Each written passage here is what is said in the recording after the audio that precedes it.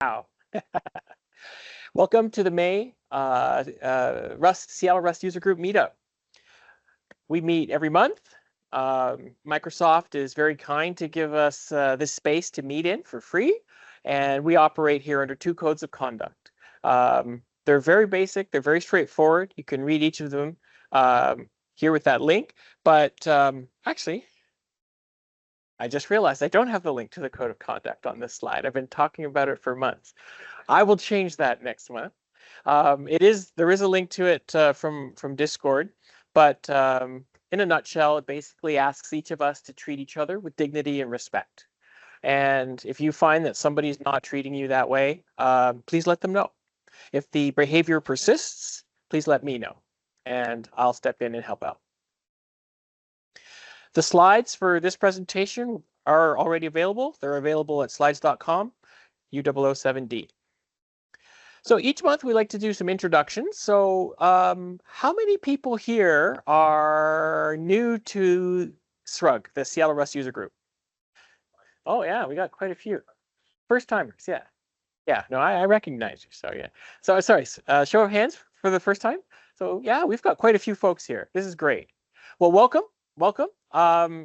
We try to be a very friendly group, as you'll find out in short order. And we like to get to know one another, right, as human beings. So I know engineers tend to be shy, but at the same time, we do enjoy the company of other people who get us. And I think in this room, we find a lot of that. So I've been doing this for a little while, got started on a Commodore 64. I've recently discovered the, I knew he was around, but I wasn't really paying a lot of attention, the 8-bit guy on YouTube. And he does a really good job of going into the nitty-gritty of the old machines that, you know, I got started on back in the day. So for me personally, that's a trip down nostalgia lane. And I'm sure computers from the 90s and computers from the 2000s, wherever you got your start, you can find a little home there. But you know, just recently, in terms of communicating this to this group, I discovered how the version of BASIC that Commodore 64 shipped with, being very, very limited, actually launched my interest into embedded systems development. So it's an amazing connection between Jack Tramiel, the head of Commodore at the time, being a cheapskate, well, only paying $75,000 to Microsoft for the BASIC, for a blanket license. He shipped it on the PET, he shipped it on the VIC-20, he shipped the same version on the Commodore 64, he shipped an updated version on the Commodore 128, but that man got his $75,000 worth, let me tell you, right? And other BASICs had sound commands and circle commands and line commands, and people were making these graphics float around the screen, and I was like, how come I can't do that? And I had to, you know, Commodore 64 users had to drop to assembly language to be able to do anything like that. But in so doing, they got a really good training. And in the end, I had no idea about that at the time, but in the end, I loved it. It served me well. So how about you? You guys want to talk about what brought you here, or what got you started in your career or in your computing, your interest in computing? Would anyone like to say hello? We have a lot of new people today, so if you have spoken before, please feel free to speak again. You can introduce yourself to a new group. Don't be shy. We won't bite. Anyone? Yeah. Hi, I'm Connor. I'm a student. I'm just here because it's fun, and I'm excited for the 10th birthday of Rust release. Right. What brought you here? Oh, what brought me here? Yeah. So Seattle Rust User Group, just because I love it. Yeah. I met somebody at a hackathon, and they invited me to come along, and I've stayed here every month I can come. Nice. Great. Thanks, Connor. Yep. Would anyone else like to say hello? Anyone? Euler? So shy today. Wow. It's okay. Won't hurt. Yeah, okay.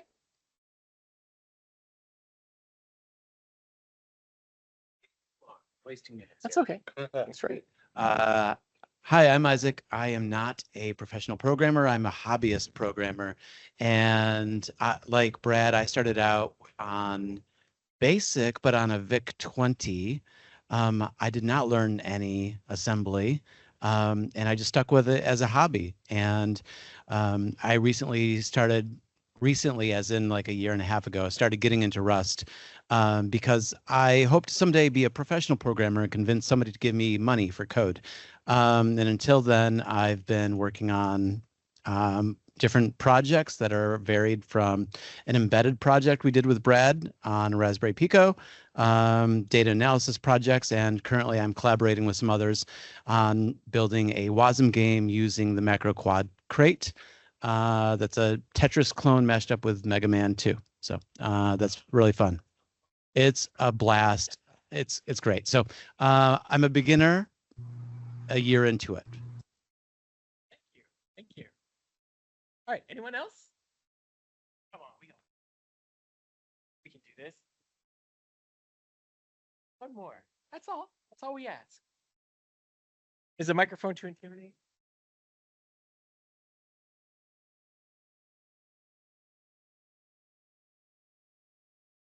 I'm Dan. I also started on a Commodore 64, although I was mostly just playing games on it. But yeah, I started doing Rust maybe like a few years ago, but it's been on and off. Not professionally. I just do like make some games, like random stuff. Been doing a little bit of open source stuff. And I mostly learned how to program on C and C++. So Rust is like, you just see all the problems that they fixed with it, and it's like pretty nice. So I've been enjoying it, and that's why I'm here.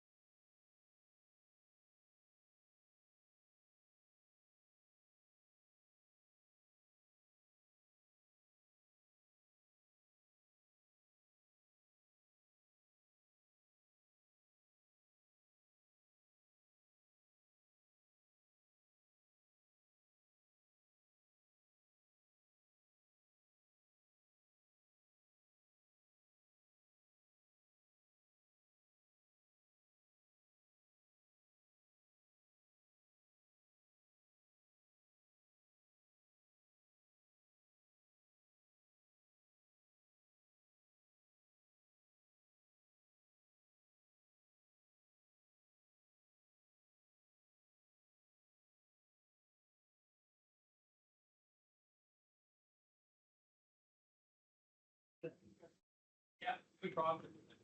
Oh, we're working.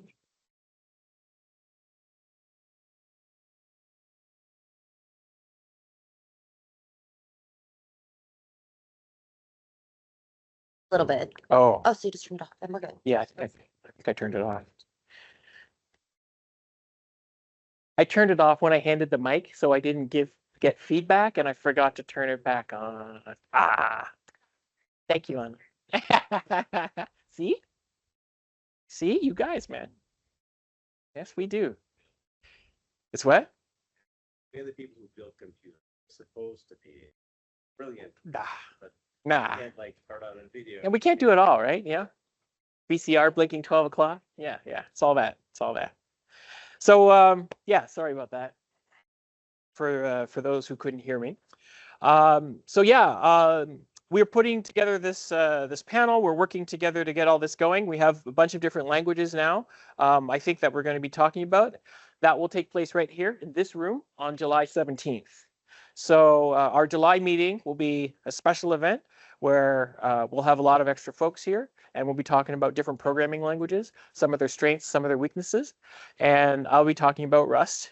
And so one of the things I hope to do is to do a couple of things: help people who don't get Rust get it, and to help people understand where Rust is still a weak language, right? Where people who have adopted it, you know, haven't encountered trouble. And so if we can give sort of this balance view, I think people can make great decisions about what technology stack to employ for whatever challenges that they're facing.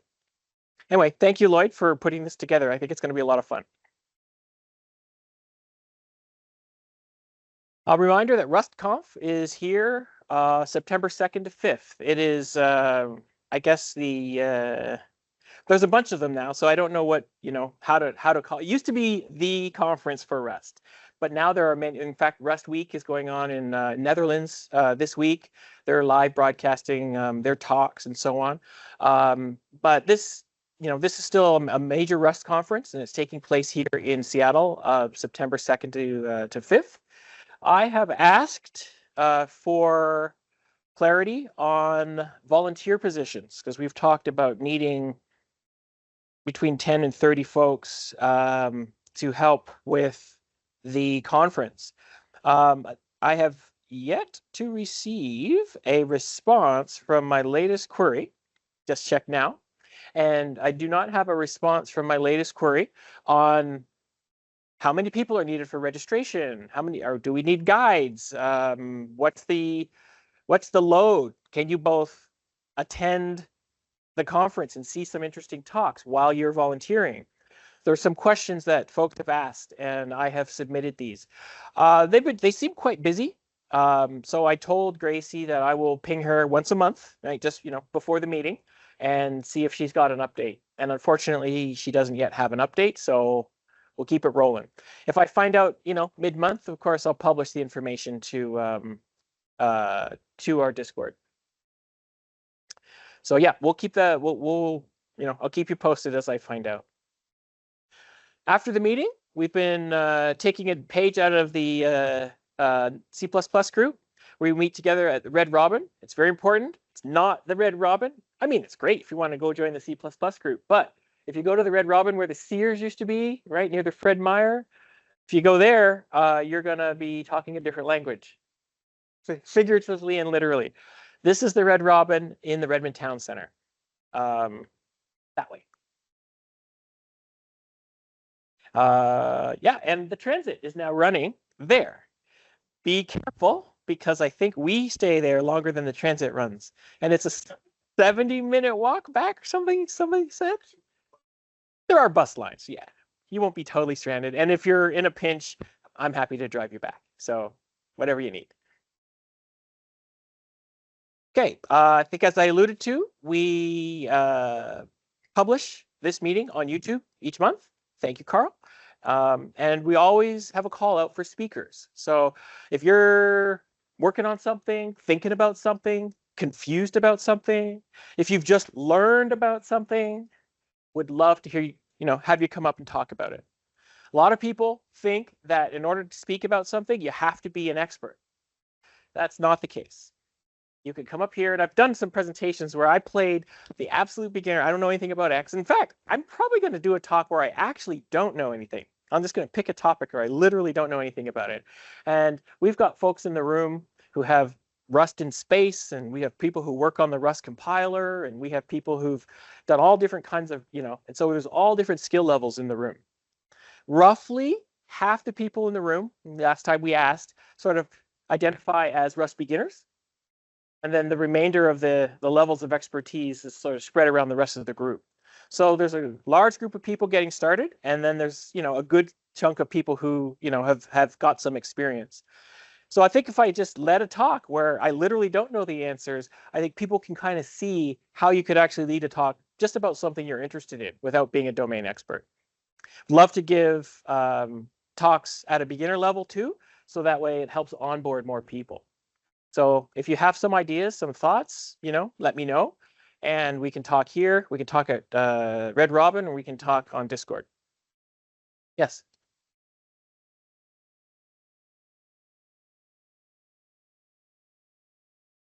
I need to let you know if I want to talk. Oh, to plan. So the question was, in general, how many months ahead do you need to let us know? Right now, I believe we are. I mean, July is a special month, so no one will be speaking in July, or we won't be booking any talks for July. But so that means we would probably, are we booking August then, or do we still have slots in June? Okay, so if you wanted a slot right now, the earliest you could get would be August. But if you're like, I'm thinking about giving a talk and I'm not going to be ready by August, you can just ask Ben and say, hey, can I have September? And he'll put your name in for September. So you can do that. But if we weren't having the special event in July, we would be booking July right now. So typically around 2 months ahead. Okay. Great. So tonight we have 2 talks. Robotics data capture with MCAP in Rust, intermediate level talk by Lucas, and an introduction to supervision trees in Rust by Roman. Before we jump into the talks, does anybody have any news or information they'd like to share with the rest of the group? Did you find like a new Rust compiler that compiles in half the time? Whatever news would be interesting to the community. Anyone have any announcements they'd like to make? No? Okay, well, let's get into it then. Lucas.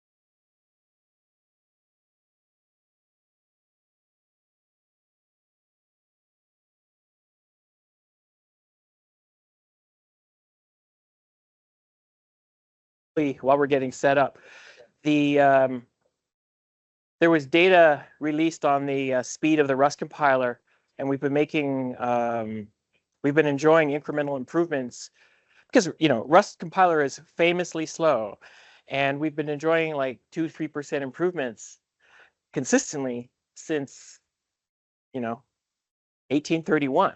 And so now what's really interesting is that the compiler is actually twice as fast as it was in 2019? It was 1.40? Yeah, it's actually double the speed. And you kind of wouldn't even notice that, right?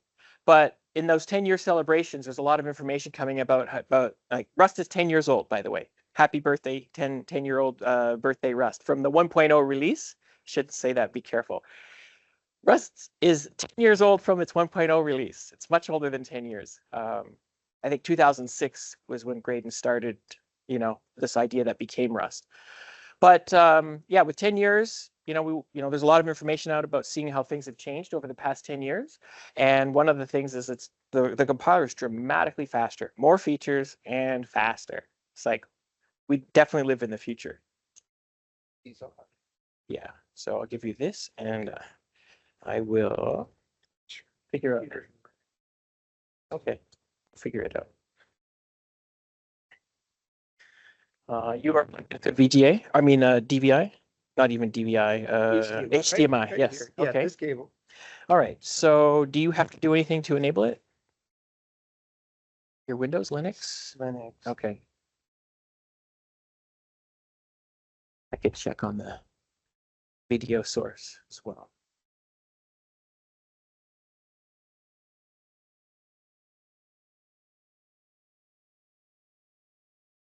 Not DisplayPort.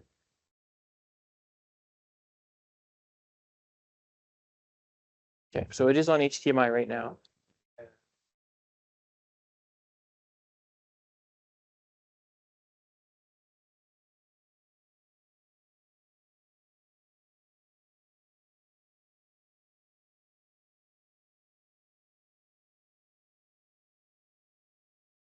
Any Linux gurus know the Windows P equivalent for Linux to make sure you're presenting out your HDMI port? Go to your display manager, he says. Yeah, I'm in it now. Okay, Usually it yeah. changes when it. You just noticed that something. That's right, yeah. Yeah, we will do that too, but Okay. first we need to make sure people can Usually see. shows too. Yeah. You sure it's connected to? Yeah, he says it's connected. Want me to disconnect it and Yeah, reconnect it? disconnect and reconnect. Okay. I've got a System 76 as well, and it's, this one's again a little old though. So. Finicky. Yeah. Yeah, You know, the That's new in ones are firmly. finicky too. Yeah. Yeah, it's not picking up the second monitor. not at all. And it Uh, is on HDMI, so you should be seeing the load. You know, Um, we only have HDMI. The other way I've solved this on mine is switching to DisplayPort. Yep. Or the USB-C. we have some other options available to us, including wireless video. There's your display port. Oh, yeah, we don't have that. Oh, Well, you have a display port? it's a mini DisplayPort on mine, so.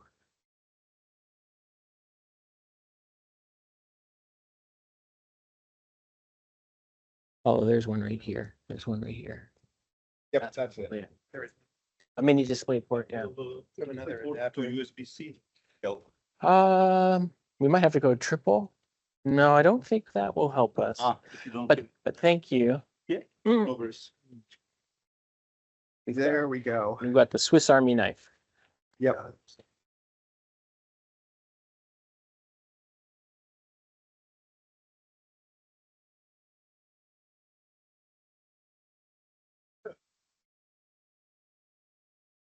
Yeah, it's crazy, eh? You think it's 2025, right? Plug it in. It's just gonna work.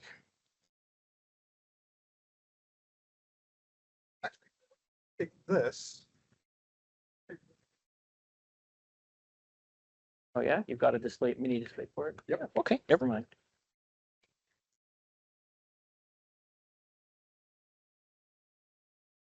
Now we've got the same connection.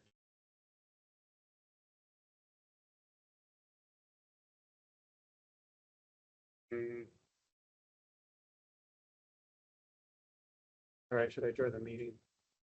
Yeah.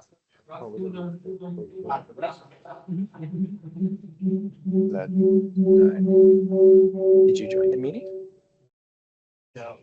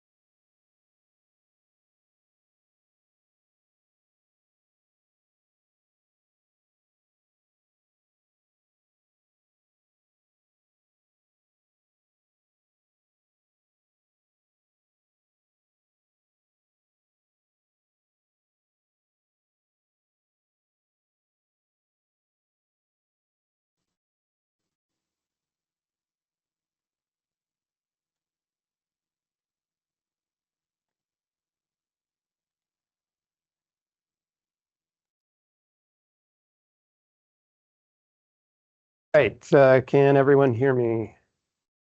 Okay, cool. Oh, Feedback, just make sure your output, your speakers are muted, audio. yeah, they should be. Okay. Before I get started, has anyone heard of ROS or the Robot Operating System? Few people. Have you used it at all? A little bit. Okay. Okay, I'm going to try not to talk about it very much just because there's a lot of other stuff I'd like to get into first, and maybe even a little bit of Rust. My name's Lucas. I started using Rust about a year ago, and actually to do the project I'm going to talk about tonight. Before that, it's been all C++ and Python and random other languages. So to get started, I guess everything I talk about is sort of qualified what it really is about, what it applies to, like what's robotics data. And here's a screen grab of something. This isn't mine. This is an open source data set called Tartan Drive, and Waymo and some other organizations, schools or companies have open sourced their data. And the gist of it is there's usually camera images, there's other telemetry, and one of the key things, it's all synchronized, there's timestamps. And I could show you, I think I can show you something live. Like here's similar data set, and it's sort of skipping ahead. But one of the tools I'll talk about, I've already got, oh, that's weird. It's queued up. Somewhere in here. Here. So if I hit play, you'll see one of their cameras. And then if I go over here, actually, oh, that one's not running, but it's showing some IMU data. So as the vehicle bumps around, this should be jumping up and down. And then the other one is this. This is probably these points are probably a little small. This is a point cloud from a dedicated sensor. I think it's the Velodyne / Ouster sensor. And you can sort of see things in the video sort of correspond to the 3D data over there. Okay, so that's what I talk about when I talk about robotics data, is that sort of thing. And I'll get back into the presentation.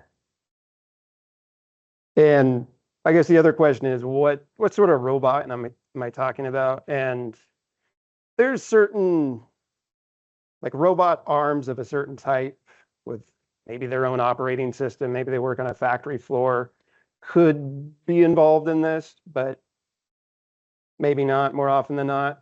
There's probably a lower size threshold where if you don't have a computer that can run Linux and has much storage space, you probably wouldn't use this sort of tools here unless you have a drone and you're streaming telemetry to a bigger computer, you transfer it later, and then you want to do processing or display or whatever on a more of a full size computer. And I guess you can run Linux on a tens of watt style computer. It gets pretty small, but I guess for what I've done and for this sort of like this data set, it's not even properly a robot. It's more of just a data acquisition system, but it's meant to be used for robotics. It could have been a robot. It could be drive-by-wire.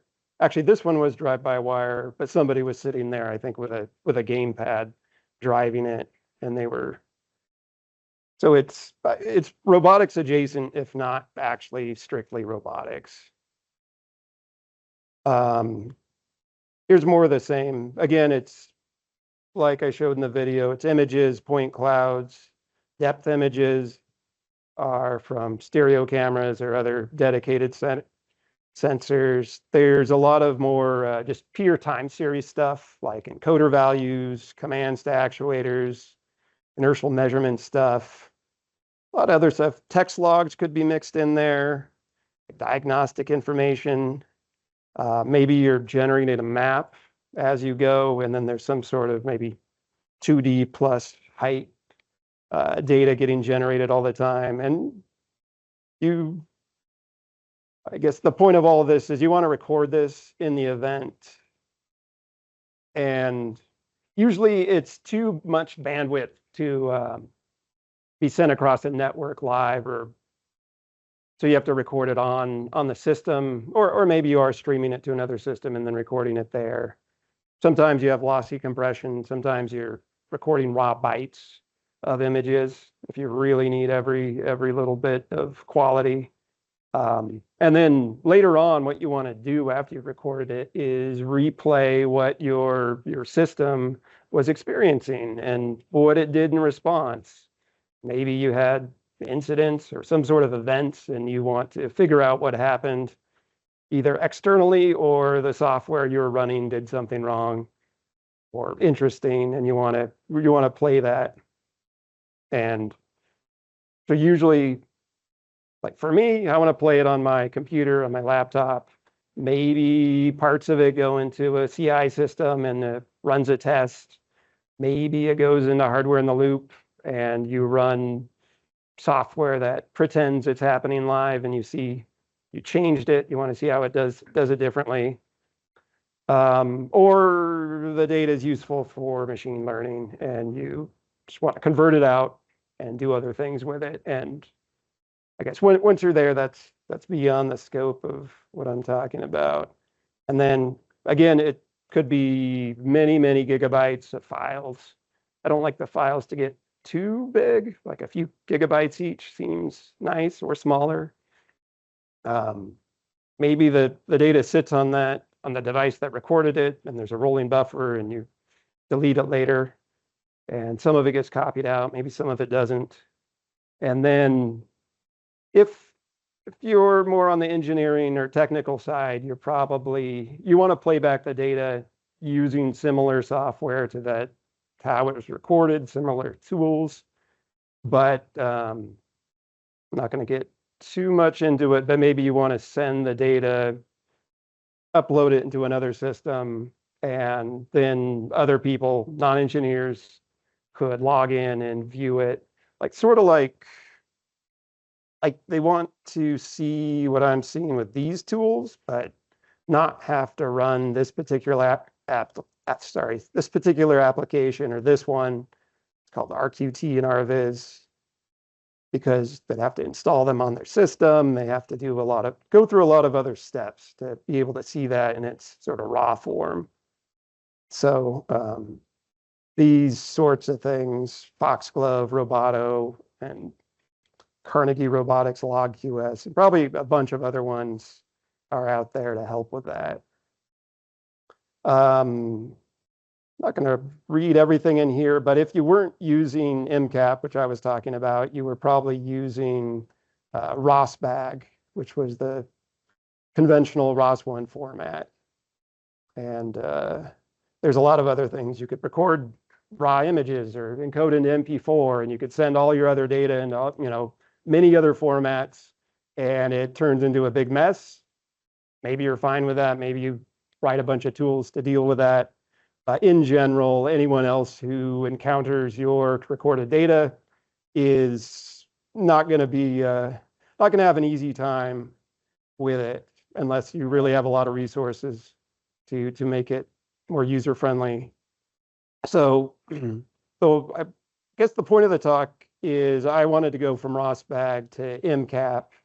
MCAP is only a few years old. It recreates a lot of what ROSBAG did, new features, more flexibility, and Rust was a big one. And you can convert ROSBAGs into it. Can't convert them out, at least not with the tools they provide. Maybe that's something I'd have to write. There's another new tool called Rerun. They have their own format. But they're sort of pre 1.0, so they keep changing it. It's not backwards compatible with earlier versions, so you wouldn't want to archive anything in RRD right now. So MCAP seems like the best way to go for something that's generally industry supported. There's other tools to use it. And yeah, I kind of said this already. I want MCAP to be a drop-in replacement for ROS bags to use with ROS1. And that allows me sort of a broader background push to migrate away from ROS1 to something more Rust centric, maybe exclusively Rust at some point, but if I can go step by step, then it's not a big, oh, you just have to rewrite everything, or you have to have a massive, like you have sort of a Frankenstein system with like ROS1 and ROS2 working at the same time, or ROS1 and something else. And then, yeah, another element of this is probably a topic of another talk about ROS-lib-Rust, which is a way to write ROS nodes in Rust and then have them communicate with the, I guess, legacy Python and C++ nodes. And I guess for that to make sense, ROS is this sort of distributed pub-sub system. Go ahead.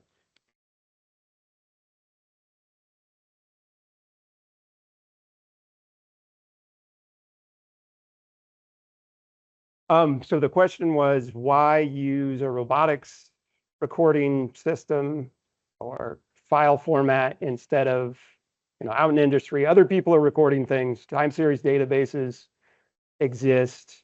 And part of it is I personally don't have any, I guess, history with those. Some of them probably a lot of value in certain areas. They aren't quite oriented towards robotics.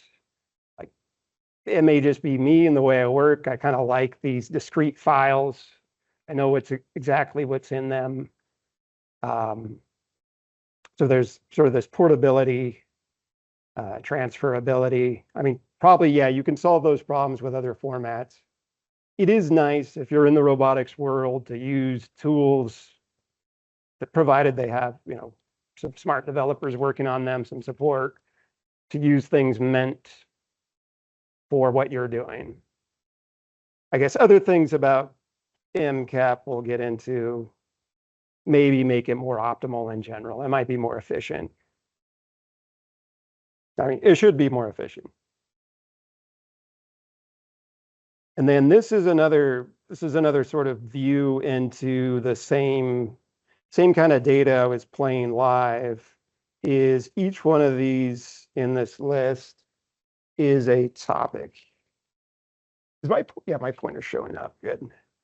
And so one of these topics, like image rect, it's actually image rect color, was this right here. And then every one of these vertical blue lines was where an image was published in time. And then this thing, CMD for command, that's publishing at a much higher rate than everything else. So it's a solid blue line. But this is kind of a view. There's all these things happening in parallel. All these messages are like flying around your system. Maybe it's just one computer. It's all localhost. Maybe it's a small network. And some of these messages are actually going across a LAN to some other nearby computers. But the idea is, if these were all being published live, I want to record them all, or most of them. And then, so what I came to last summer is MCAP tools. And the name's a little generic for what it is, but it's fine. So a lot of it, I was learning or relearning Rust as I was doing it. I was learning Tokyo for the first time, and that was a little more challenging than Rust. A few years ago, I kind of went through the same evolution, but with a different library for working with ROS called ROS Rust instead of ROS lib-Rust. And it maybe if I'd kept at it, that would have been fine. But just as of a year or two ago, ROS lib-Rust sort of reached the feature set that allowed me to use it for this and a lot of other things. And then this is, so MCAP record it's trying to be like a tool called ROSBag record.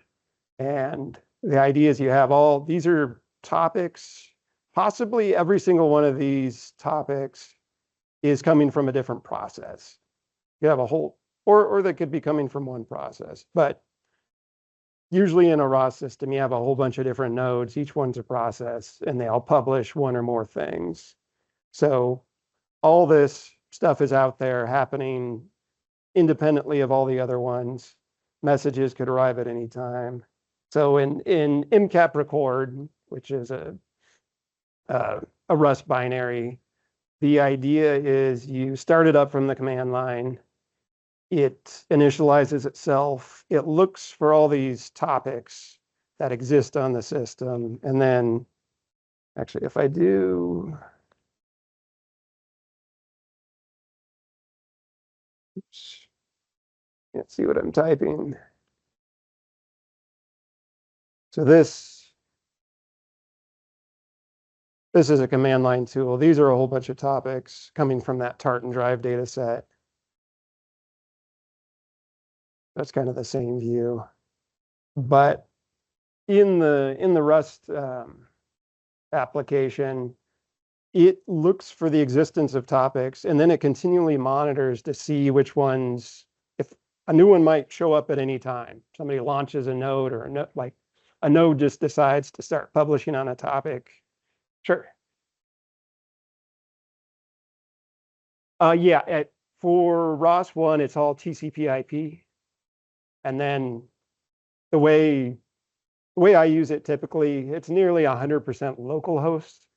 So I don't think localhost actually does any real TCP/IP, like it sort of shortcuts your messages.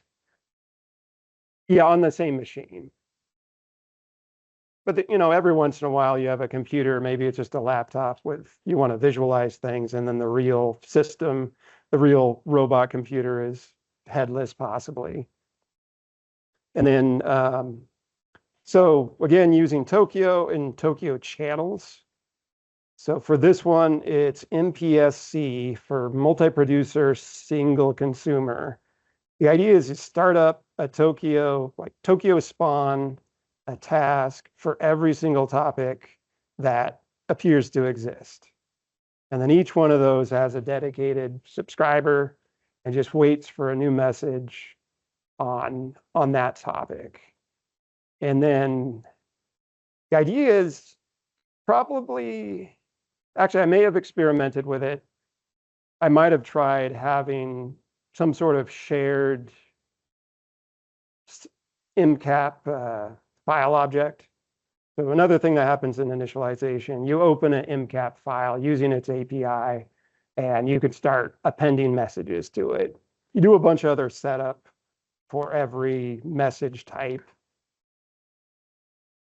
But once it's set up, you can send it a new message and you can append it. So the way I wanted this big funnel to take every message from every topic, convert it, put it in the MPSC channel, send it, and then just a single task is sitting and receiving any message from any topic, but sort of now in this, it doesn't care what the topic type anymore is. It just has enough metadata to store it in the right place in the MCAP file. And so it's just receiving random messages, has the metadata, stuffs it into the MCAP file. And so this guy right here runs independently of all these. And then it's doing some other things too, like you might give it a file size limit, and once it hits 2 gigabytes, it closes that file, opens a new one. And if it did the right thing, it didn't lose any messages during the transition. Yeah, this, I've kind of already described this from the picture. That I could show you the real Rust code later. This is sort of the only thing in the presentation proper. And then, so the next thing you want to do, so on the live system, you've recorded these MCAP files, they have all these messages. The next thing you want to do is play them. And normally the normal thing to do is you play maybe one file and you play it at real time. Here, you also might want to play 5 different files. Maybe all of those files maybe have the same start and end timestamp. Maybe there are 5 files in sequence. Go ahead.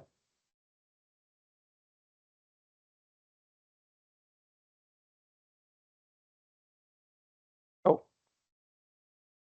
further here.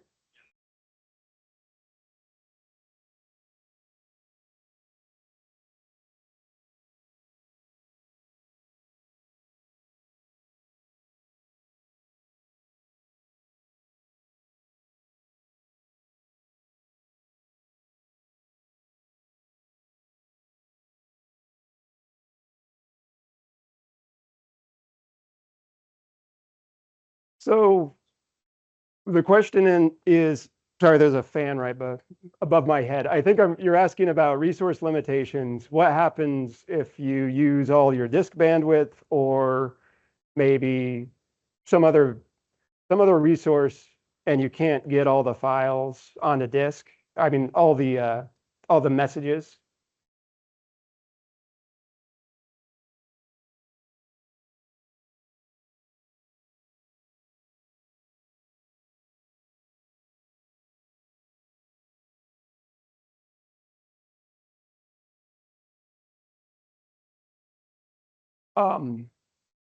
Depending, I'd have to probably look at the MPSC documentation to answer exactly. I think the way I set it up is you have a certain message buffer size. If you stuff a message into the sender, and it's expected that the reader will take it out of the queue, and you don't fill up that buffer. If you do, you start getting errors. Like you might get a lagged error. You might get some other error where you can't. I think you can always put messages in, but they'll start dropping off the queue once it hits the limit. And in MCAP record, all it does is give you warning messages on the console. They're probably for a real system where it really matters. Maybe there's some more programmatic thing that it does. But here, yeah, you lose messages if you can't get them all. And it's not configurable now that you could have a knob and just turn up the channel length, but maybe you don't want to devote an entire computer just to recording. Maybe it's actually doing things that are important for the robot. But hopefully you sort of, what's the normal for your system. It doesn't spontaneously start publishing images at 1,000 frames a second. Like it's kind of an even load, and you get to understand it that it can keep up. So on the play side, yeah, again, you could have a whole sort of constellation of files that overlap in time or maybe simultaneous in time. You would like to hand a list of them to MCAP play and have it read the metadata, figure out the right thing, sort of tee them off all at the right time. And then it does the inverse of the recorder, where it spawns a bunch of tasks, and each one, well, it's not quite the inverse. Each task in MCAP play owns a MCAP file. If you get 10 files in, each file is handed off to a Tokyo MCAP player task. But then within those, so within each MCAP file, there could be any number of topics. So these, like it fans out here and then it fans out again in the player. And then the other thing, and maybe there's a way to make this all a little more lockstep and more deterministic, but the system I arrived at is to have a broadcaster with a clock.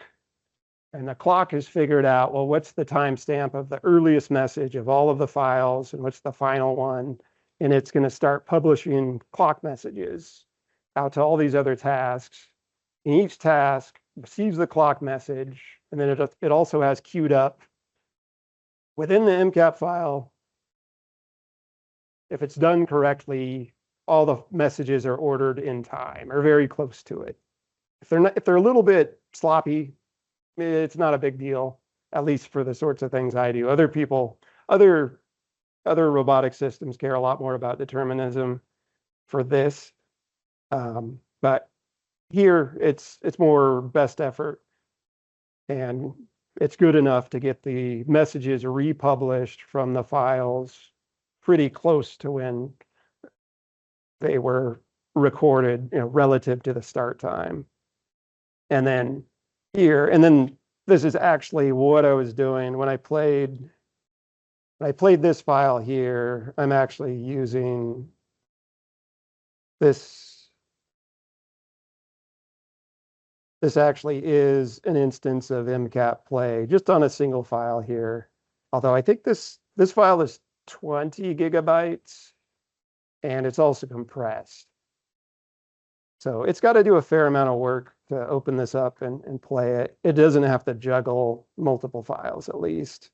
And then this stuff, I think this is an actual bug or something odd in the input file about static transforms. But I will look at that later. And then I guess the other feature is there's more user interface to MCAP play. Like I want to be able to pause and there's play, there's pause. And it doesn't exist yet. Ideally, there could be more video style controls like fast forward, like ×2, ×3, or, play it slow motion. Right now, it's this. And then another sort of dream feature for the future is, and then actually that might be a bug. I think I messed something up. Is to have a little bit of a rolling buffer and you could rewind a little bit. I think, and maybe if I talk to the MCAP people more, I don't think you can go backwards. Like you can read the next message, you can't read the previous message. It'd be nice if I could. You certainly can't. You can't really random access, or if you do, it's not obvious from the documentation. So mostly I start at the beginning. You could, if you wanted to go backwards, you could rewind to the beginning and then sort of skip over messages until you get to the timestamp that you wanted to go backwards to. Oh, and actually I thought it was broken, but it actually I told it to loop. And when it came to the end, it took a little time to circle around to the beginning, just like I was talking about.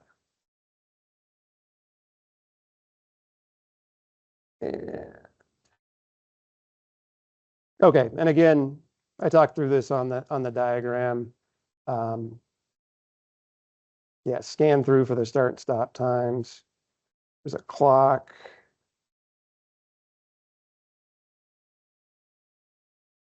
Okay, so I guess one of the things, and maybe it's a general commentary on Rust, where error handling, I sort of learn error handling from whatever library or example code that I'm, cribbing from.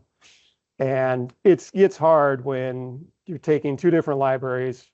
And most of this project is taking roslib Rust on one side, MCAP on the other, using them together, and then a whole bunch of Tokyo glue between them. And that's where I probably use like anyhow error, like way too much, and just propagate everything back and maybe put warnings or error messages on the console. But the thing I don't want record to do is lose messages from a single topic without telling me, or I'm not paying attention. Like if it fails completely, that's almost a good thing because it's pretty obvious. Again, somebody has to be paying attention, but if it stops recording anything at all, that's great. But what if it just stopped recording one topic and that's something I care about? That would be pretty terrible. So handling, if that's even possible, that kind of error should be handled in a better way than it currently is. There's other places to go with like modularity. to a certain extent, it doesn't need to be so flexible. You weren't using it with ROS1, or like the further away you get, you should probably just use MCAP standalone instead of my project being part of the solution. But there's probably a few things that it could be, like if you had a more monolithic, instead of a whole bunch of processes, images published in this receiver, maybe it's one monolithic thing, a whole bunch of Tokyo tasks, and internally a subset of this is running, and you're doing internal ROS style pub sub, but just with Tokyo senders and receivers. Other than that, I should spend some time doing more cargo docs. I haven't published anything to crates IO. I think I have some unit tests, not very many. I should put some more in. I guess there's a whole bunch of other tools I would like to have, and I think it's up to me to make them. You can inspect what's in an MCAP file from the command line. Oh, whoops, that's not the right place.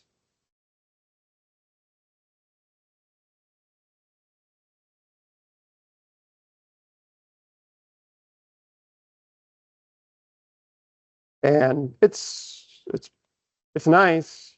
We're getting local RGB map inflate at 8.46 hertz. There's 1,015 messages in here, and it's of type sensor messages image. Like that's nice, but it'd be great to just say MCAP show image on a file and maybe the topic name, or maybe it just scans for every image in the file and just pops them up in a nice display. Like stuff like that would really save. It would be really convenient to have in the field, or just, any other time. There's stuff I'm not super sure what MCAP is doing under the hood. I could ask, or I could read the source code and learn more, but it does take a healthy amount. I don't think you have to load, if your file has 27 gigabytes of data, it doesn't take 27 gigabytes of RAM, but it still takes a lot. So it'd be nice to, like, why can't I just have a little bit of, like, the next few messages worth in RAM? Maybe it's, I don't know, maybe it's queuing a whole bunch of stuff in front of me. There's other things. If you played two different files and they both recorded the same topic, it'll just double them up. It's probably fine, just put up with that, or go to the trouble of filtering it out of one of them, but it could be smart and compare checksums or some other, header values and not publish double. Some of this I've said already. That I guess I really want to have MP4 or H.264 compression within MCAP. I know Foxglove has their own method, and other people do it. Not a lot of it is sort of percolated out into an easy to use library. If anyone knows, I have a whole other slide, but if anyone does H.264 in Rust and it sort of meets some of my other requirements, give a talk, like tell me about it tonight, or after this. But I don't know, there's a lot of H.264 stuff. It's all legacy C, C++, and people don't seem super eager to rewrite it from scratch in Rust. Go ahead.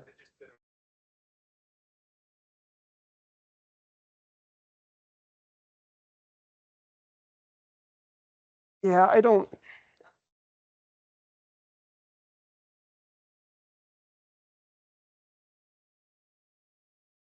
Okay. Okay.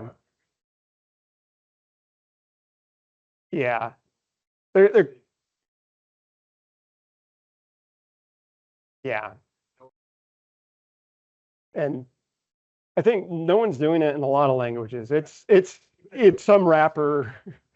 Yeah. And maybe if you looked at the source code, you'd understand that Someone would have to pay a lot of money to have that done.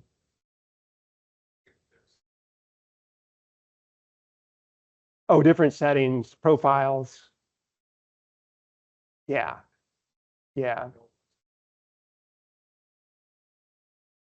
right. And I'd be okay if they chose one good one that happened to meet my needs. But probably if I investigate this more, it's probably going to be through some sort of wrapper, and I'll have to put up with that. But I guess this slide was mostly about the sort of the junk drawer data lake style. Like you can put all your data into other systems, and some of those might be better or more usable. It might go up into the cloud and you have nice Grafana plots or other things.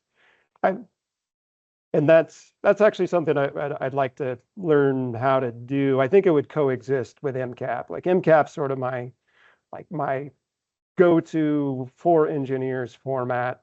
Other stuff for fleet management or teleop, remote monitoring is going to go through a different channel.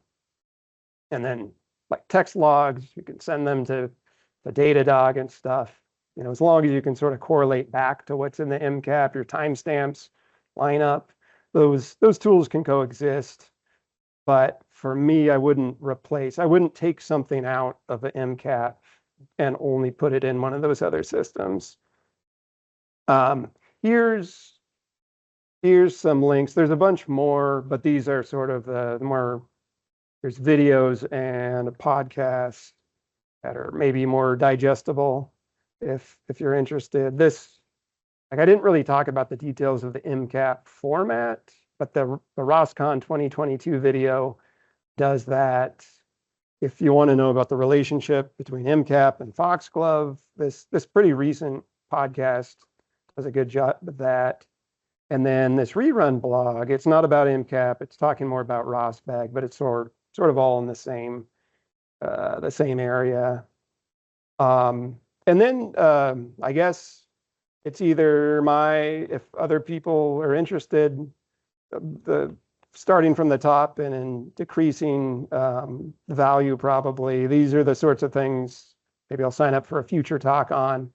Like one of them is just on this greater converting C++ and Python and ROS1 to ROSLib and other things into Rust. I've done a little bit of OpenCV in Rust, and it's a wrapper, but it works pretty well. And then all this other stuff, like eGUI, I've done a little bit of, but if someone else has done eGUI and they're doing great and they have stuff to show off, like please sign up, and I would love to see it. Stuff I don't even know if it's possible to do, like take a PyTorch model and run inferencing inside Rust. Maybe that's not recommended. 3D graphics, I know that stuff's out there. I haven't had a great time with Bevy and its physics. Maybe that'll get better over time. Point cloud stuff, I think there's more potential there. I haven't touched it much. And like I was saying, the video compression. So I guess I put it out there. Like I could, maybe in a few months, I'll have learned more about one of these and have a worthwhile presentation, but please share if you know this stuff already. And that's all I got. Thanks.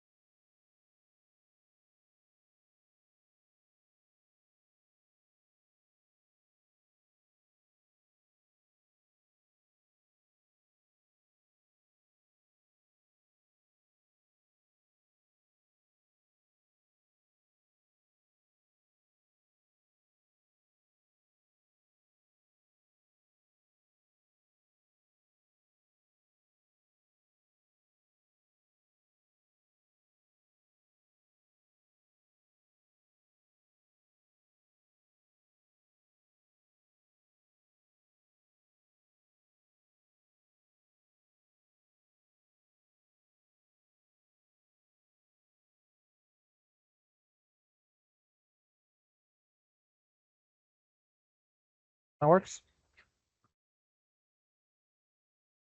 Should be able to hear. It's very soft, but you'll hear that if you tap it. Yeah. Okay. Perfect. Thank you. Okay. Thanks, everyone. Let's get started again. Roman is here. He's going to present us introduction to supervision trees. Thank you, Roman. Thank you. Hi, my name is Roman, and we're going to go through the basics of supervision trees. I'm a software developer. Usually most use Go, but I have been using Rust in and out for the past 5 years or so. The last time I touched Rust was like 3 years ago, and I started to use it again to do this presentation. So my knowledge is a bit rusty, but we're gonna get there, I guess. Before I get started, how many people here know about supervision trees or actor systems in general? Like, raise hands. Just a few people, which is great because it's very Keep going. just keep okay. It's going. See how it's blinking? I'm gonna make it not blink. Just keep going. You're doing great. okay, very introductory. Okay, let's wait until Okay. it's gonna be back soon. It will. Hopefully less shimmery. Fingers crossed.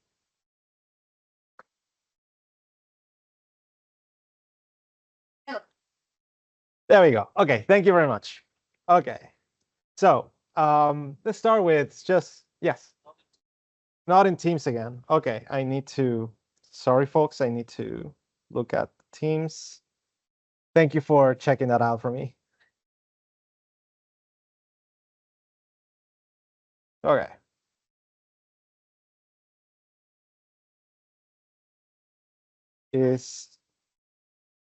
Okay. Now we're back in business. Okay, perfect. So let's acknowledge concurrency is hard. Like I guess a previous speaker can attest to that.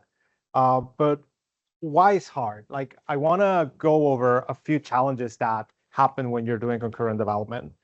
The first one is cognitive challenges, like when you're looking at the code, you don't know exactly where the code is going to run. You don't know the flow of the execution of the code. It gets really hard to predict how the behavior of the software is going to be. There are many different cognitive challenges when doing concurrency, and sadly, languages don't have a good way of providing a visibility for it. The same way the Rust language provides visibility around ownership. In an ideal world, we will have a way to know from syntax that one thing runs in one way or the other. But until that time comes, what I'm going to talk about mostly in this presentation is going to be about resilience challenges. So let's start with a quick example. So let's pretend we have this application that has 3 threads. Each one of them is doing their thing. They may be talking to each other. They may not be talking to each other. The thing is, each one of them is running, and any one of them fails. What do you think it will happen if we don't do anything? Pardon? The threat? In other languages, in C++, for example, the whole application died. The whole application dies. So it depends on the language, right? Like some languages would just have the whole application crash immediately, like raise it to the top. Others will just have the thread hanging, and everything else will continue running as nothing has happened, right? So there's some like resiliency to it, but at the same time, your business logic, your application is not expecting this thread to be down. And suddenly things start to become slow or unresponsive, right? At one point, your application is in a corrupted state. You no longer have any way to know that something is wrong or your application. Because of that, there might be assumptions about what that thread is doing, and it propagates to all the application. And suddenly you have an application that no longer works. And you go and call the IT folks, and they tell you, have you tried to turn it off and on again, right? That's the way it usually goes. Another another scenario is where we have flaky dependencies. How many people have deal with a dependency that breaks often, and when that application breaks, your application breaks? Like quite a few hands up. Yeah, like it's a very common ordeal. And in an ideal world, you may be able to be resilient to the third-party system failing, right? But if the third-party system fails and you fail, and if you're in C++, your whole application is going to crash, which might be undesirable if you have, say, a memory cache that is really expensive to get. In other languages, the application will just become unresponsive because that thread is no longer running, right? So the problem also happens when the third-party dependency goes back up and says, yep, we're back in business. And your application just stays there stagnant. Nothing gets executed because your thread is dead, right? So one of the ways to mitigate this issue is just capturing the errors, right? And start to go through the strategy of, I'm going to catch whenever an error happens, and I'm going to deal with it in a sensitive way, right? And it becomes a slippery slope of trying to capture as many errors as you can because every error is slightly different, right? You can do a catch-all, but in the end, it becomes tricky. So should you catch all the issues? Probably not. You know, like there's a reason why failures occur, and sometimes catching them and just doing a dumb thing might not be the most helpful decision in your software, right?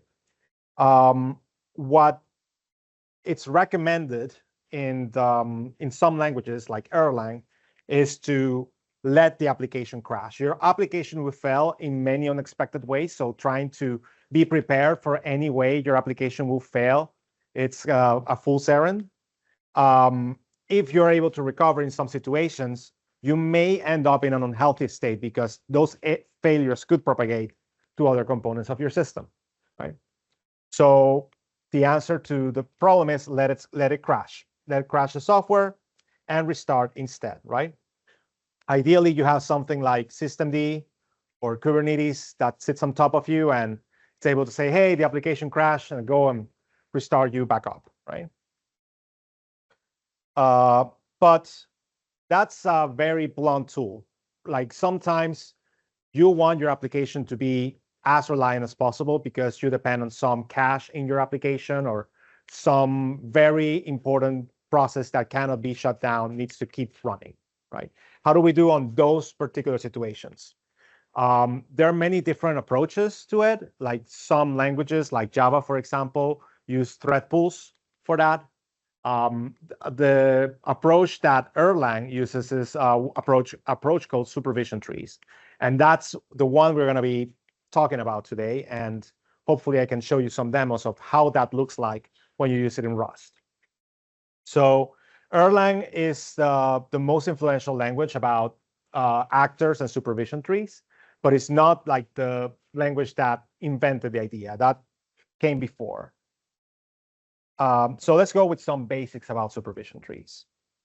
So imagine we have the same application, but instead of having the thread 1, 2, and 3 by the lump sum, you have a supervisor at the top looking at them and making sure that they're working the way it's expected. If at any point in time, the thread 3 dies, the supervisor looks at that failure and it will know how to spawn a new version or a new instance, sorry, of the thread 3, right? So you see that the supervisor was before gray and now it's kind of reddish, pink, but it was able to do its job as expected. When we have a failure on one of those threads, we can have 3 options that we can use. We can either decide it to be a permanent thread, meaning no matter how you finish, if you finish, you're going to get restarted automatically, right? If you want to be restarted only when you fail and not restarted when you exit cleanly, then you are on a transient policy. And if you don't want to do any supervision whatsoever, you're going to be on a temporary policy, right? So the workers, the threads here, make the decision about what policy I want to be restarted with, right? So what happens when we have a node that fails and gets started? So far, we have seen the policy where it fails and we restart it, the one that we have been talking about. This is in literature called a 1-for-1. Whenever a thread fails, that thread alone is going to get restarted. But some applications are more complex than that. Some applications have interconnected nodes, and if one of them fails, then the whole system becomes compromised. In those situations, we have what we call the 1-for-all, where if the thread number 3 fails, the supervisor is going to capture that, and he's going to tell the thread 1 and the thread 2, hey, stop. You got to stop now, because I'm going to restart the word. And at that point, after thread 1 and thread 2 finish cleanly, it goes and creates all the threads again, right? So it's a way to make sure that your state is as pristine as possible on very complex systems. So usually when you start your application, right, when you have a supervisor and you have a bunch of nodes, you start the application in order from left to right. And that's a guarantee. You want to always, whenever you are defining your supervision tree as I want this node to go first, this node to go second, and this node to go third, when it starts, it's going to start it in that fashion. The opposite, if it's finishing up because there's a restart happening or the application is exiting, we shut down the nodes the reverse order. We go from right to left. So you can either start from left to right and stop from right to left, or you can start from right to left and stop from left to right, okay? Yes. When they are asynchronous, what do you mean exactly? Sorry, the question was, what happens when they are asynchronous?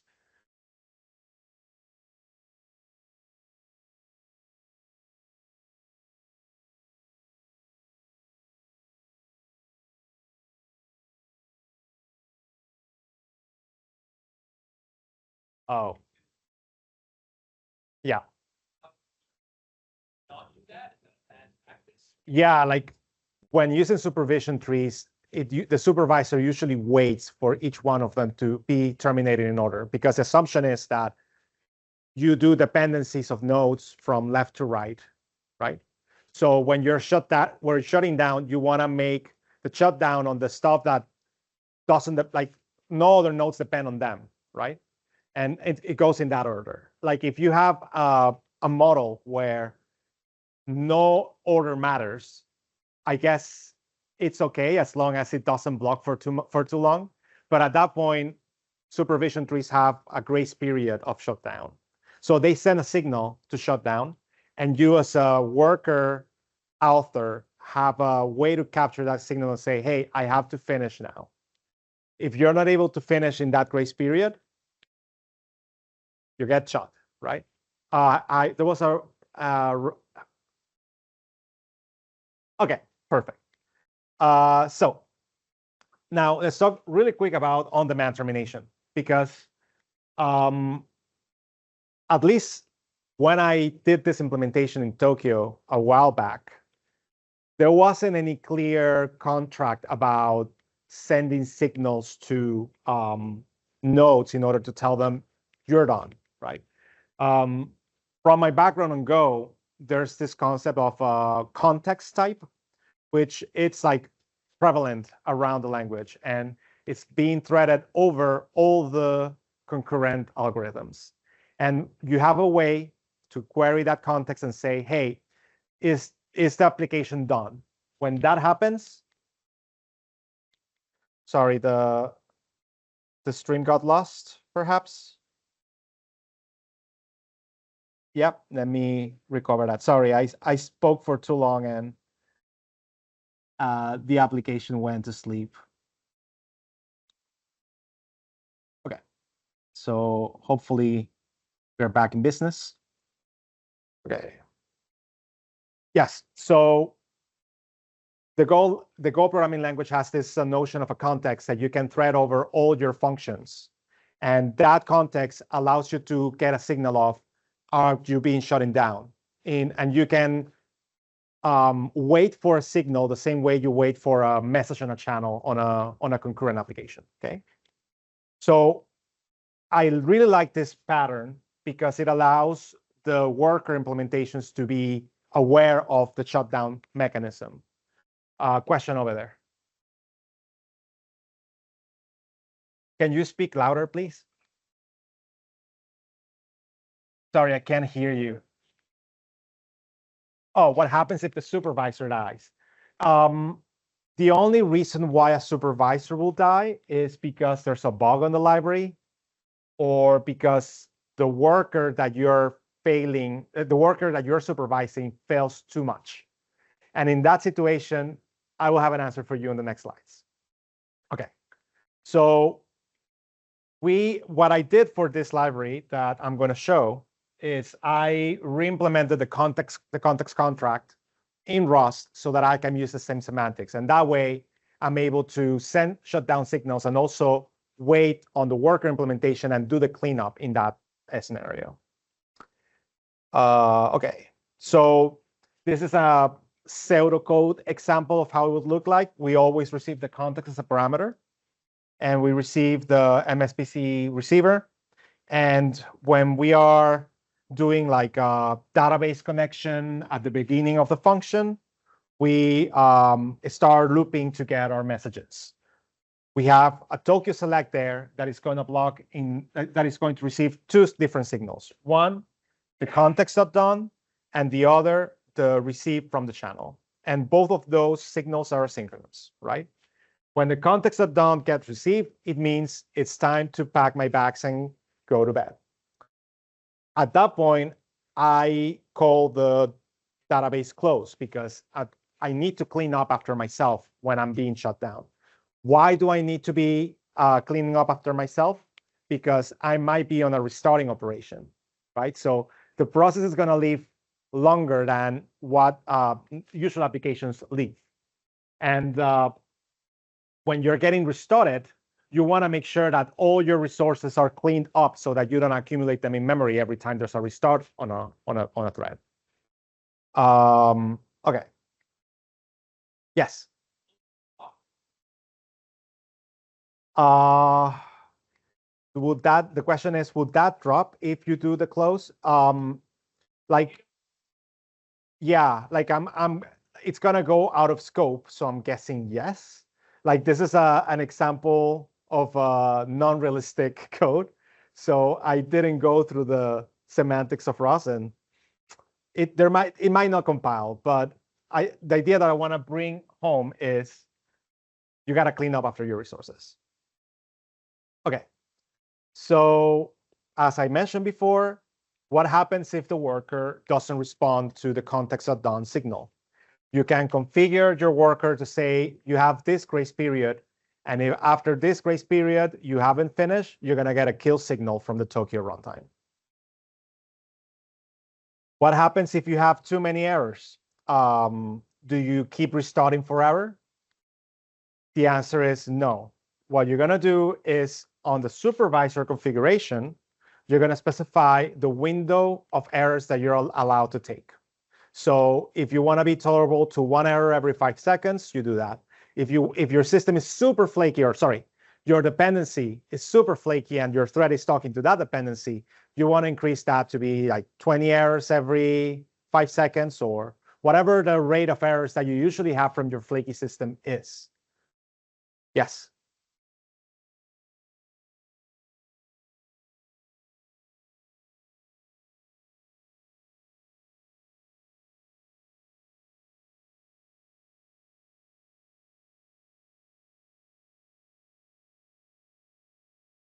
So the question is, if I understand correctly, do you have any signal of error when the program becomes unresponsive?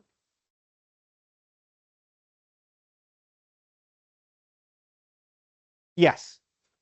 So at that point, you want to make sure that on whatever signal you're having on that select block, you have a timeout. So if you have a timeout on a particular read because you should receive a message in a period of time, then at that point you can return an error. And by returning an error from the worker function, that gets reported as an error for the supervisor, and the supervisor will try to restart you. Okay. So what happens if you keep failing too much? Eventually you will crash, and you should let it crash. But let's talk about answering the question that got asked over there. What happens when the supervisor fails? At this point, what if we do a supervisor of supervisors? Like, this is where the tree concept comes in.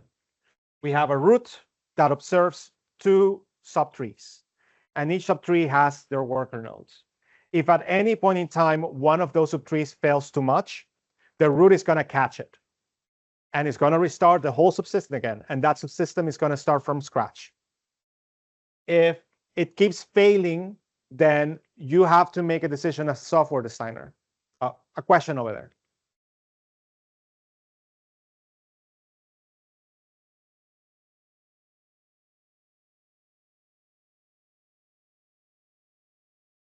Yes. The question is there a timeout for supervisors when you're killing them?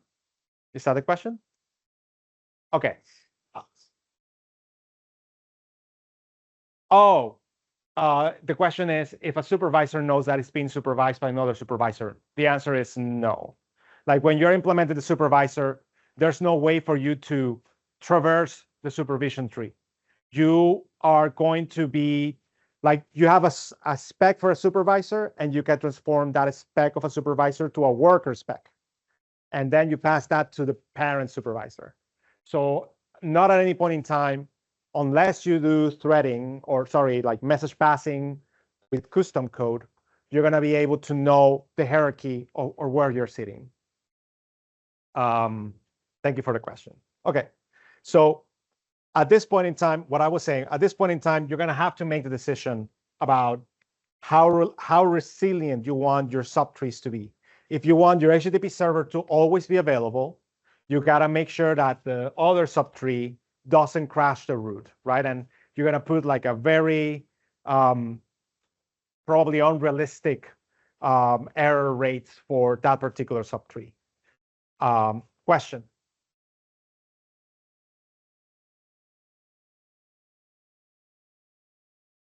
Sorry, I can't hear you with a fan.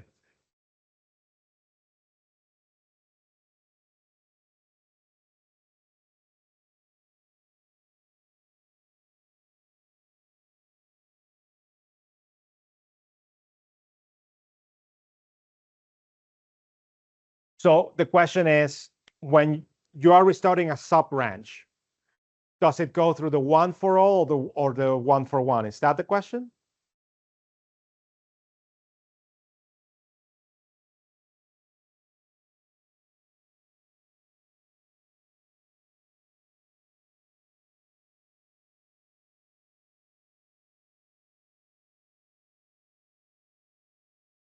No. Like when you decide the policy on the sub-branch, like it only applies to the direct children of it. So if you have the root having a one for one, it would only restart a specific branch that is failed. But if the sub branch is a one for all, that sub branch is going to restart all the workers.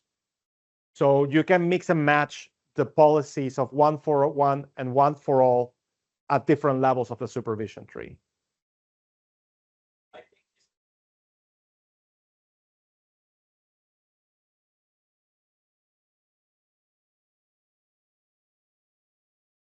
Yes. Yes.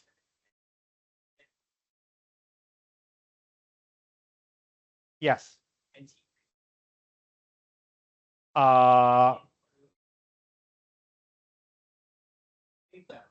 Okay. So the question is, if the HTTP server is a one for all and it fails, it banishes the HTTP server clients and everything.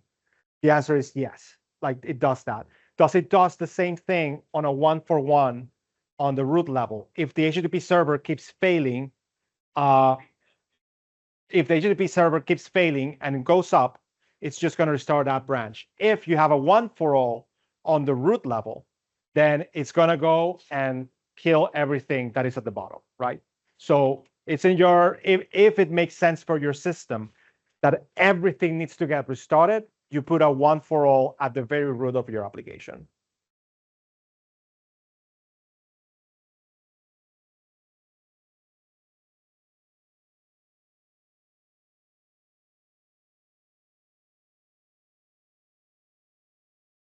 Sorry. Yeah, it's hard to hear, but I think the answer, I'm not a expert here, is that the difference is that in the 1-for-all case at the HTTP server, you lose T1, T2, T3. They all get restarted. Yes. In the 1-for-1 case at the root, you lose T1, T2, T3, and HTTP server. Those 4 things get restarted. Yes. So there's a subtle difference there, but it may not be relevant for your use case. Yes. Okay. I'll move along because timing is getting there. So about resiliency, you have to start thinking about bulkheading your application, right? So each of these different branches is a different bulkhead that you can tweak in specific ways to make it more resilient or less resilient. And by doing that, for example, if we have a flaky consumer that fails often, we can say, oh, we want to do 20 errors on a 5-second window, and every 5 seconds it restarts it. So it allows to have at least 20 failures on 5-second windows, right? That's the beauty of it, that you are able to tweak and understand the availability of your dependencies and plan accordingly for your application to be as resilient as possible.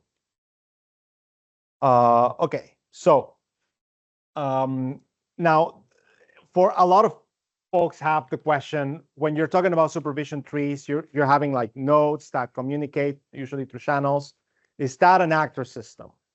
And the answer is you can implement a supervision tree using actors, but you don't necessarily have to have the actor factor in order to have a supervision tree. What do I mean with that? So actors usually complete queues and threads. At this point in time, we only are dealing with threads.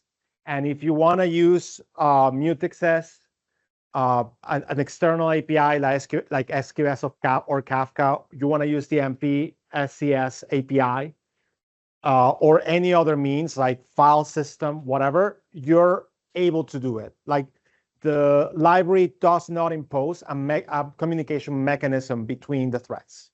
And it's your sole responsibility to build that communication yourself. Question?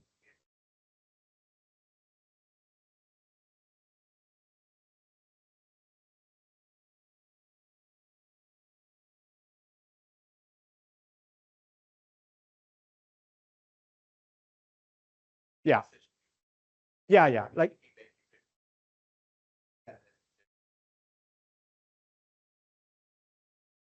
things that are isolated processes. Interesting. Potentially then chains. Yeah, no, like that, you can go really far with it. And I think in theory, that's what systemd does in a way, right? The goal of this library is way more humble. Like it's more about working in memory Tokyo threads. And because like starting to deal with processes, then you have to deal with all the Unix baggage that comes with that, right? So although it's possible, like, yeah, like I wouldn't go there personally. Okay, so the only like you could have your Tokyo code, the existing Tokyo code, use this library with a caveat. You have to receive a context value, and you have to respond to it in an effective way, right? Did the slides went out? Because it just, okay, it's okay. Okay, so let's go real quick with the demo.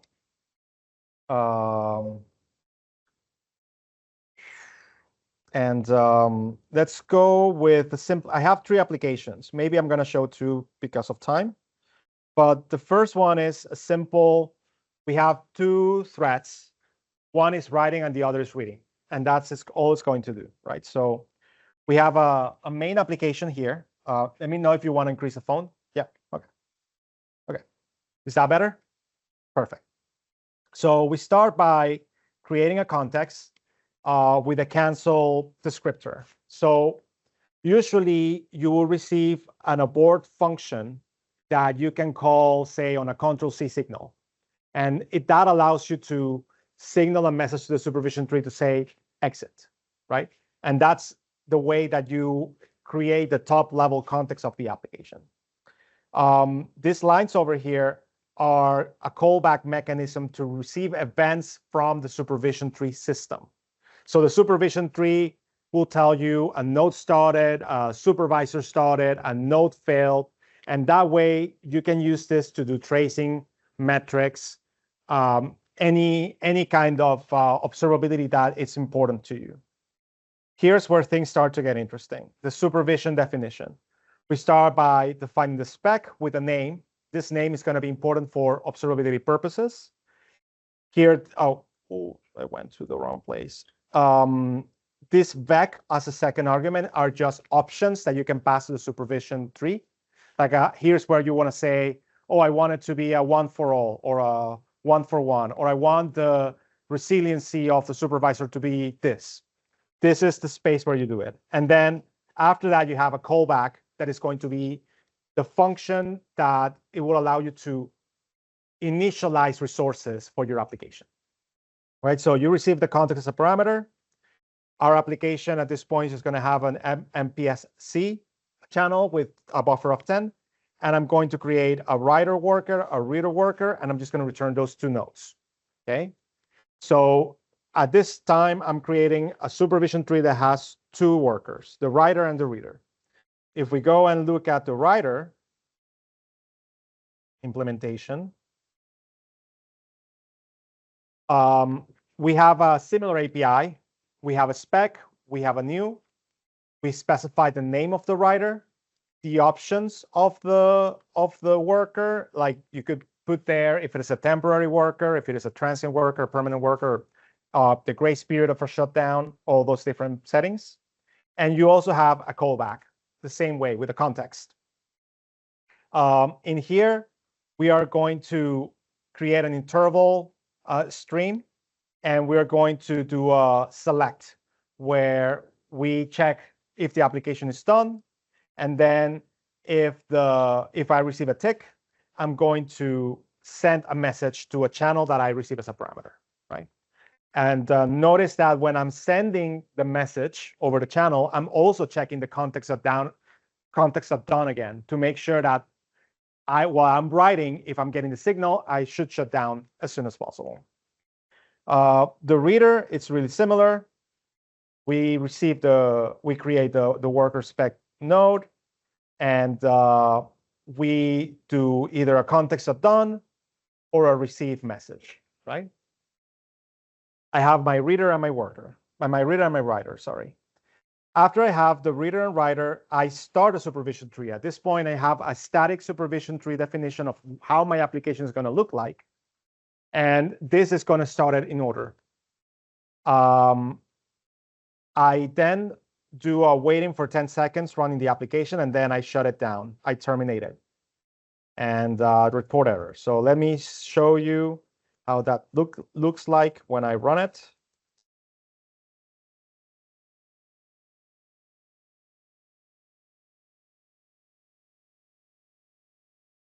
Okay, so we have the worker started in the right order with the root at the very end.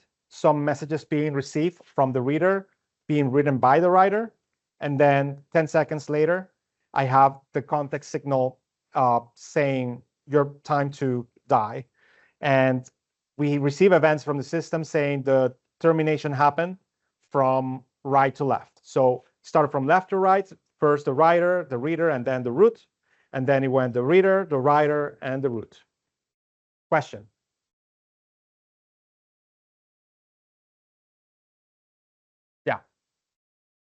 yes, it got killed. It has a grace period configuration that you can have. Okay, so I don't know if we're gonna have time, but I may show you this. So let's run this guy. So we have another example called resilience that has different configuration settings. It's 3 branches, and they fail as soon as I touch a file. If I touch a file, the supervisor is going to fail. So what happens when I touch b1.txt? I see, sorry, let me just try that again. We see that worker runtime failed. Yes, sorry. Is that good? Okay, let's try that one more time. So let's do B1. We have the worker failed. This is a never failing worker. So no matter how many times I hit it, it's going to get restarted. There's a B3 that has a temporary node, meaning it will not restart after it fails. So when I do that, the worker runtime failed, and there's no restart of that node. And the B2, it's a regular, like if it fails twice in 5 seconds, it restarts. If I do that twice, it's a one for all on this root supervisor, and it goes and restarts all the things. It terminates the ones that need to get terminated and start all the systems again. Right? So just to finish up,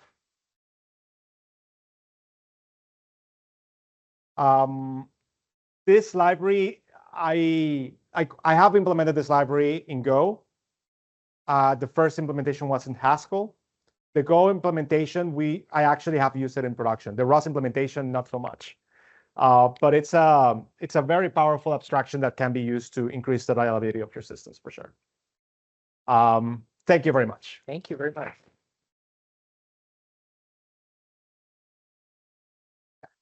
That was fascinating. Awesome. I have some thoughts about how I might be able to use that. Oh, that's amazing. Okay. All right. Well, thank you guys for coming. As I said, we will gather together at the Redmond Town Center if you want to join us. There's usually a big gathering at the front door, but because our hosts do need to go home, have dinner, we need to leave pretty promptly. So yeah, please go ahead, push in your chairs, and then we can gather and chat more outside in the parking lot.